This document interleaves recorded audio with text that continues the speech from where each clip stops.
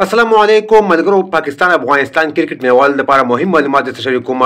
نور احمد، نوید الحق، فضل الحق فاروقي دریوانو په بهترین بالینګ پرفارم شو کړی دی نن. او دغه نه علاوه په سوشل میډیا باندې د بابر اعظم دغه ویډیو ډېر زیاته وایرل ده. محمد نبي سره خوا کې ولاړ دی. د هغې په اړه سره مکمل معلومات درکوم. ویډیو خپله مو ګورئ او مخکې ملګرو سره ضرور شریک کړئ.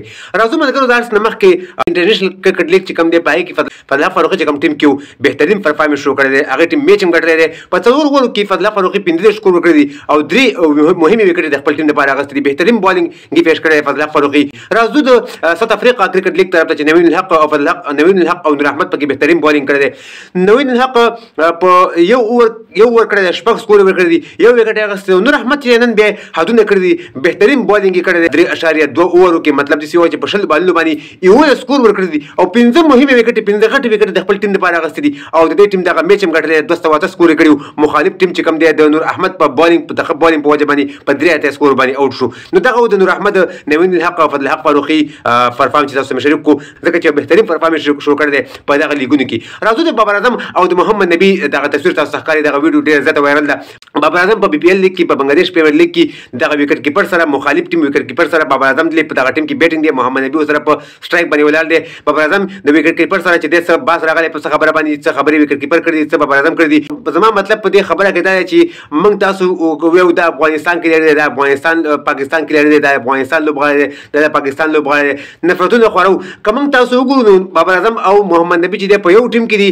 بابر اعظم دغه وکټ کیپر سره مطلب خلووال دی، د وکټ کیپر خلووال د خو دوانو سره باس کړی دی. دلته محمد نبي راغلی دی، بابر اعظم ته خبرې نه کوي. محمد نبي د بابر اعظم طرفداري کوي او دغه وکټ کیپر ته چې دی خبرې کوي، دغه وکټ کیپر ته مطلب جواب ورکوي او د بابر اعظم سره سات اخیستی. بابر اعظم سره مطلب هغه غاړه اخیستی چې دا خو زما په ټیم کې دی او زما په ټیم کې په دغه BPL لیګ کې زما په ټیم کې لوبېږي، زه به د بابر اعظم طرفداري وکړم.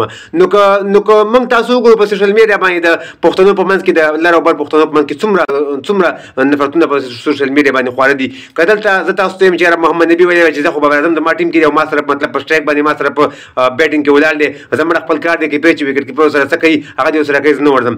نه، دا څومره نفرتونه چې خورو دا زموږ ستاسو د وجې نه، دا زموږ ستاسو د وجې نه په دغه سوشل میډیا باندې خورېږي. محمد نبي هم راغلی تصویر کې تاسو ته ښکاري، بلکل دغه وکټ کیپر سره هغه هم باس کړی د ده په دغه باندې.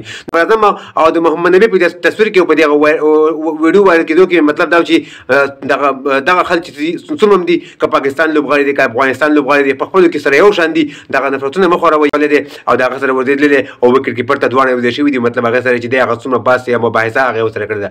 ښه، نو د ویډیو کتلو ډېره مننه. که تاسو هم د بابر اعظم او د محمد نبي په دغه ښکلي انداز باندې خوشحاله شوي وئ چې د وکټ کیپر ته دواړه یو ځای شوي دي، مطلب هغې سره بحث مباحثه کوي او د نور احمد، فضل الحق فاروقي، نوید الحق په دغه ښه پرفارم باندې خوشحاله شوي وئ، په کمنټ کې ضرور د دې 5 ماړو نومونه لیکئ. تاسو هر یو نوم لیکئ، محمد نبي لیکئ، بابر اعظم لیکئ، نور احمد لیکئ، فضل الحق فاروقي لیکئ، نوید الحق لیکئ. نو په کمنټ کې زنده‌باد پاکستان افغانستان هم ولیکئ او دغه هلکانو نومونه هم ولیکئ. د ویډیو کتلو ډېره مننه. ویډیو مخکې ملګرو سره ضرور شیر کړئ او په دې وجه هم شیر کړئ چې په دې ویډیو کې په دې تصویر کې ډېره مینه پرته ده، محبت پروت دی. بابر اعظم او د محمد نبي دغه کوم تصویر دی چې دی په ما خو ډېر خوږ ولګېده. د ویډیو کتلو ډېره مننه. ویډیو مخکې ملګرو سره ضرور شیر کړئ، زموږ پیج هم سره فالو کړئ، زموږ یوټیوب چینل ته سره ضرور سبسکرایب کړئ د نور تازه معلوماتو لپاره. نور ښه وخت ولرئ. د الله په امان.